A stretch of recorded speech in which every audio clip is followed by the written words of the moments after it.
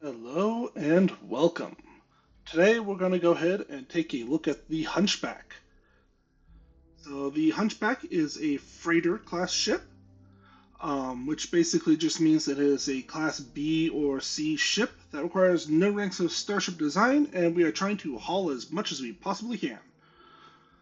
Um, so this particular build started out with me going ahead and taking a look at this contraption up front. You can see here where I have the Nova cowlings with the Nova landers attached. And I started out with a set of those front and back. And then after playing around with it and trying to figure out what I would do with the ship for a bit, I removed the back ones to give easier access to the external cargo pods from Starfreight Logistics that you see there. Is that actually necessary? Absolutely not. But, it seemed appropriate. So this particular vessel is a Class B vessel. So we've got the Class B reactor and grav drive, and then we have our Class B engines. So let's go ahead, take the very brief interior tour, and then I will show you how the ship is built.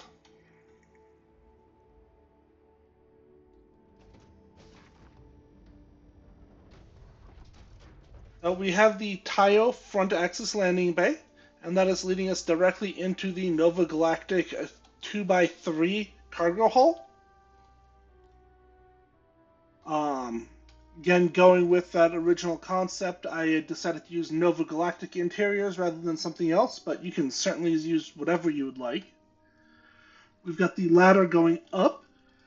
Um, One level takes us into the Nova Galactic living quarters head. This gives us our galley right over here, a bathroom, and two beds. And then finally, jumping up one more level, we get into the Kontiki Bridge. And this just gives us a nice top-down view. Feels like we're driving a space truck. And yes, I know there's an actual game called Space Trucker, and it is mildly amusing too. And that is the interior. You can see right here is our docking bridge access. So everything comes in and out right through here.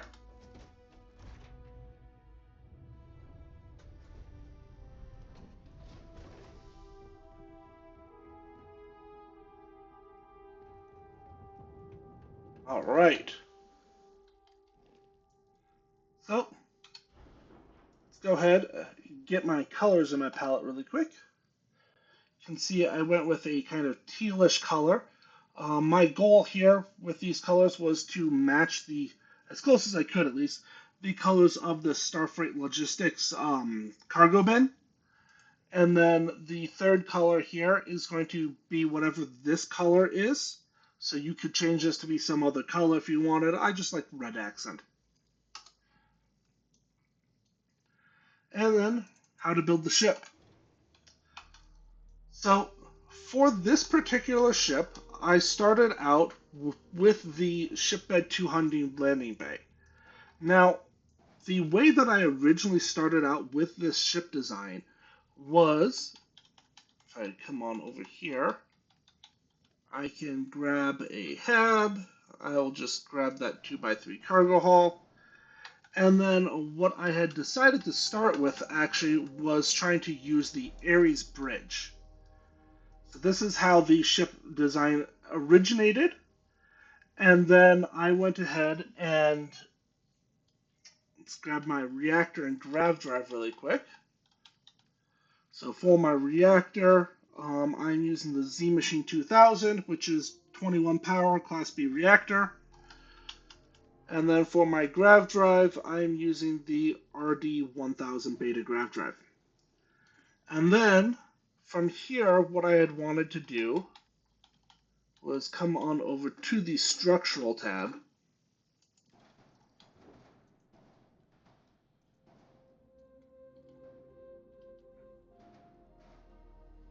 And then this is how I wanted to configure things.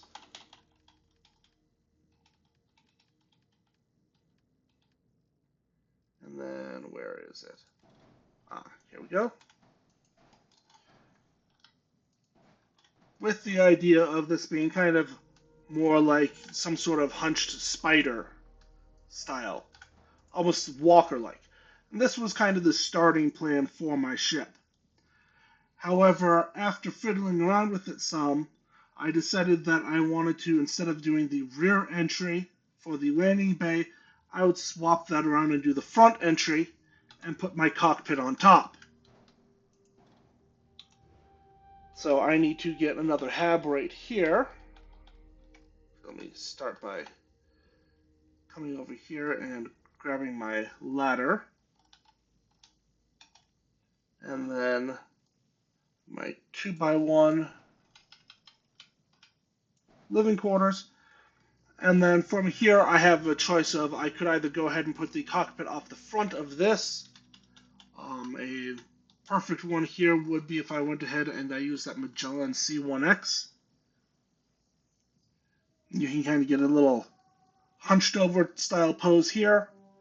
Or what I ended up doing was I used that Kontiki B300. That's sitting right up top here. So depending upon how you want to do it, there's a couple fun configurations that you could do for this. Then I already have my reactor, my grav drive. So for my fuel, I ended up grabbing the Titan 550s. And normally these only connect side to side, but because I'm using the better ship part flips and snaps, I could go ahead and put them on like this. Do note I could also go ahead and say put on a pair down here and have my fuel down here if I wanted to go ahead and have that forward mounted bridge.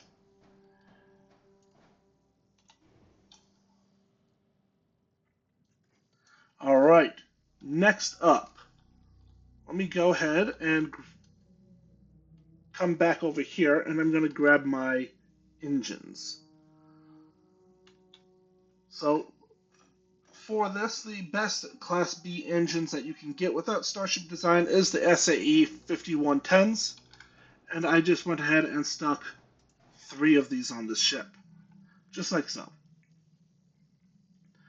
And then this led me to going ahead and not really liking this appearance right here, which is why I went ahead and deleted these and instead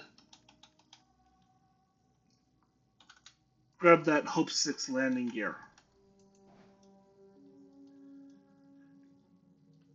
Alright, I have an error. Oh, I still need my Docker. Just slap that on right here. Alright. Next up, for my shield,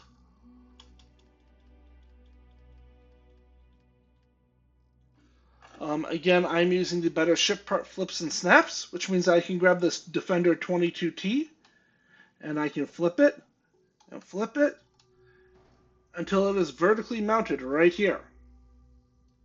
This is the best Class B shield that you can get without Starship design, so this is why I ended up using this one. Alright, now from here, all that I have left is adding my weapons. I can use whatever I want. Oh, sorry, weapons and my cargo. So for weapons, I can use whatever I want. I ended up just going ahead and grabbing 4 of these Disruptor 3320s. Just slap that there for a moment. I can copy that over later. And then cargo.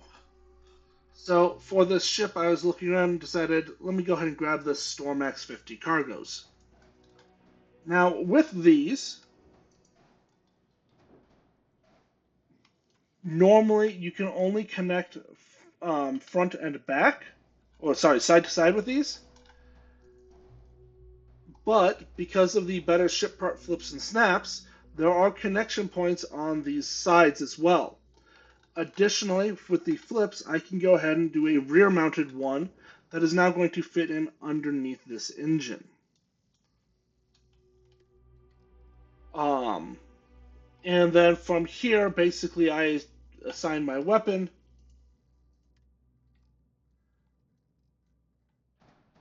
And you can place them wherever you want it.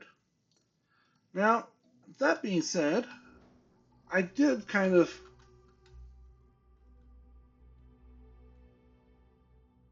wonder if I can fit two more. Oh, perfect. Just a little bit more cargo, and that also fills in that area right around that landing bay, too. So that's fun. Let's just do that. And then I can move my weapons around.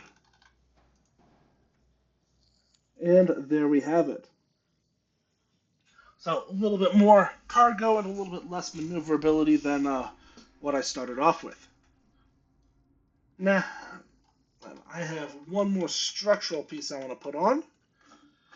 And that is going to be the Nova cowling.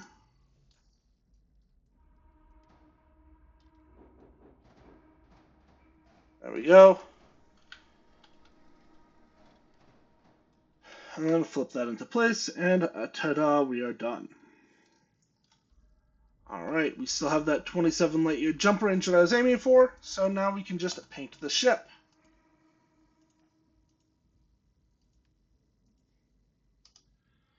And there you have it, the Hunchback.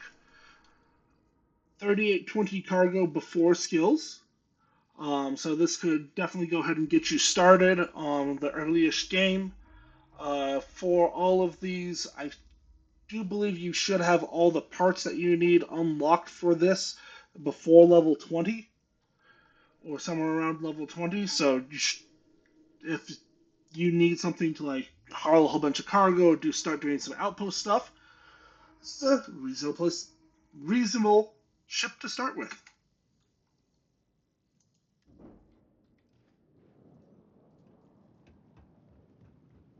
Alrighty.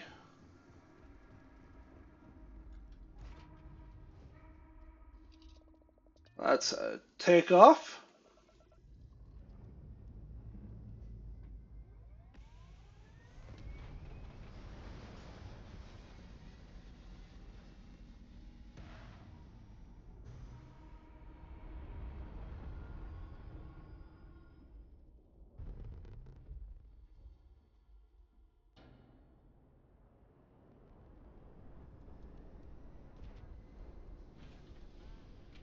Alright, and with that anitronic fusion skill maxed out, you can see that I am 1 point short of fully powering the weapons on this ship.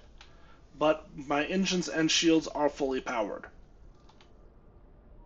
You could also go ahead, if you don't need the additional maneuverability, and drop one of those engines for another cargo container if you so desired. Alrighty. Now, normally with these ships, I just took them up and took some pictures, but let's see how well this ship holds up in combat. Now, I am on extreme difficulty, and I am on New Game Plus 3 right now. So, I do not have any high expectations for this ship to be able to perform. However, in case you get caught out, let's see what would happen.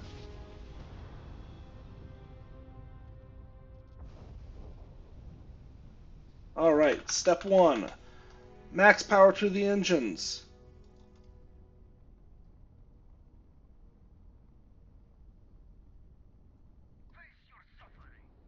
Alright, they are 4,000 away.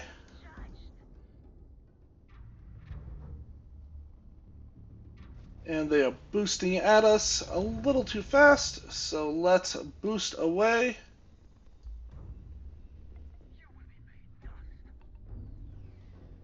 Alright. There we go. And with my engine skills maxed out, I am a little bit faster than them, even if they're Class A. These weapons can hit out to about 4,000.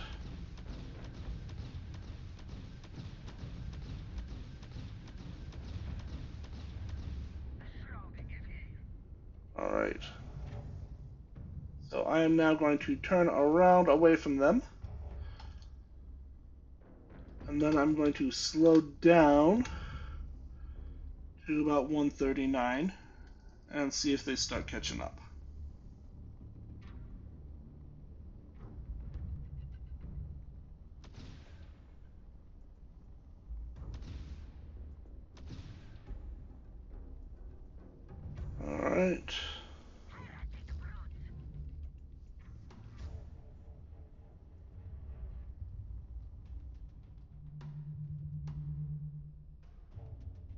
Alright, slowing down to 100. We want to get them to about 4,000 away. And then we're going to speed back up to about 140. There we go.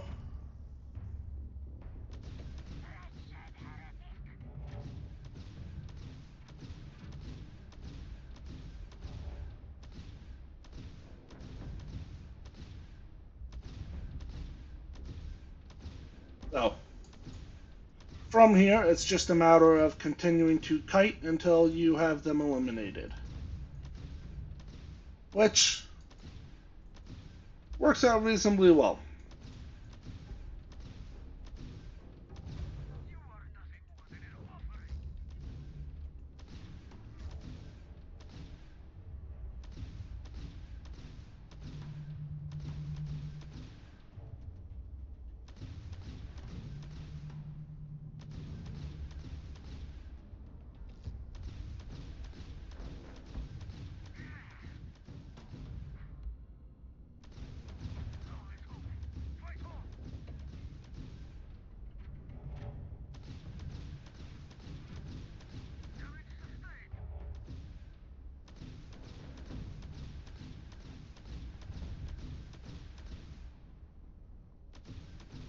And one of the things that you will notice is that when you have the red circle around, all of the weapons fire will go on target. Critical hit to the hull. However, if you do not have that red circle, then your shots are going to miss. So here I am trying to go ahead and find the other one. Okay, a Vigil.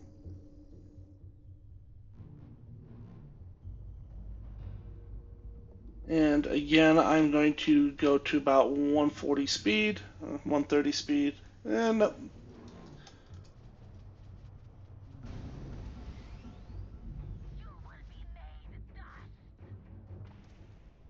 alright, 150, and now I can start blasting him.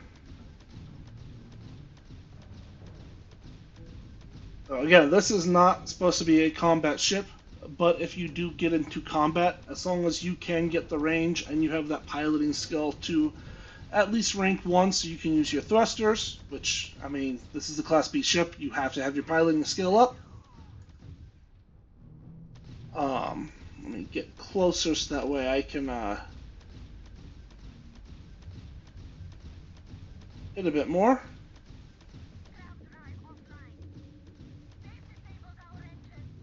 There we go. So you can still hold up in combat even if the ship is not really designed for that.